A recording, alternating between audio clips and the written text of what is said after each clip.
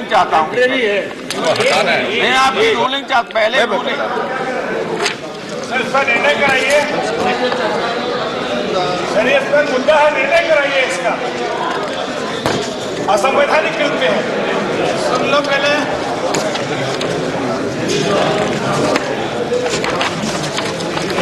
सभापति महोदय, मुझे बड़ा अच्छा लगता कि सारे सदस्य सरकार से कम जान लेते कि हम किस पद्धति से और किस धारा के अंतर्गत ये करने जा रहे हैं। अच्छा हुआ सदस्य रामगोपाल जी ने इसको उठाया। सभापति महोदय, 370 आर्टिकल के अंदर ही इसकी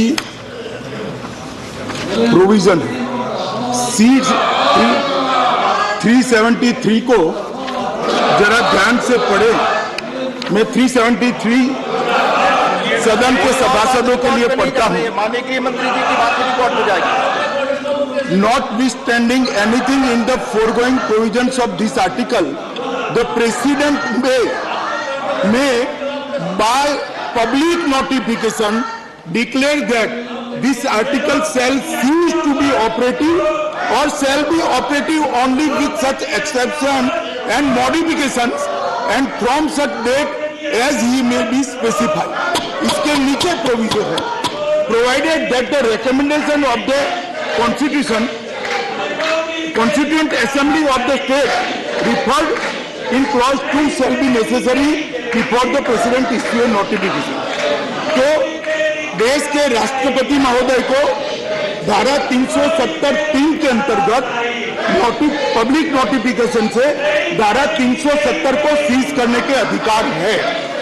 आज सुबह राष्ट्रपति महोदय ने एक नोटिफिकेशन निकाला है, कॉन्स्टिट्यूशन ऑर्डर निकाला है, जिसके अंदर उन्होंने कहा है कि constituent assembly of Jammu and Kashmir means Jammu and Kashmir assembly, क्योंकि अब कॉन्स्टिट्यूएंट असेंबली तो है ही नहीं, कॉन्स्टिट्यूएंट असेंबली समाप्त हो चुकी है।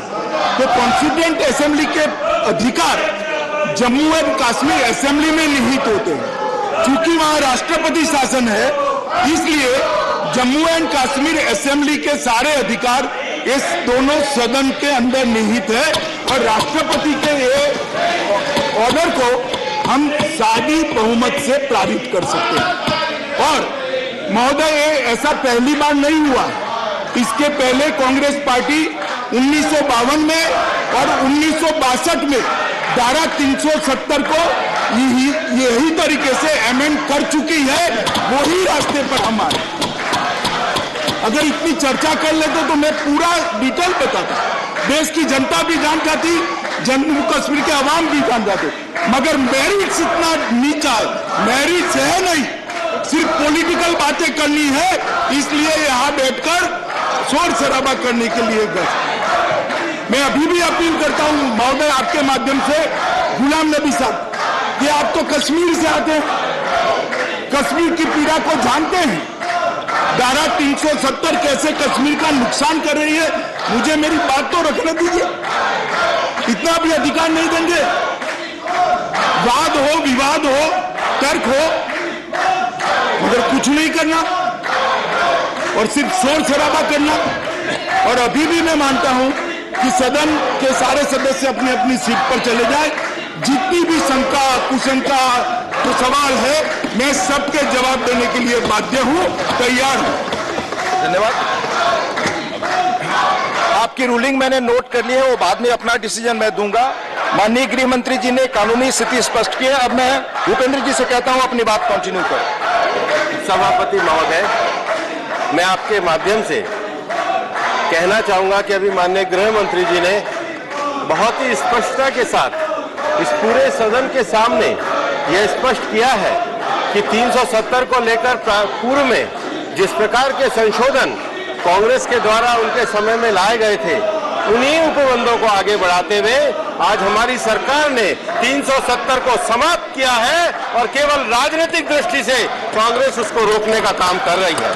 महोदय, आखिर हमारे देश के जितने भी राज्य हैं उन सभी राज्यों में से केवल जम्मू कश्मीर ही आतंकवाद से पीड़ित क्यों है?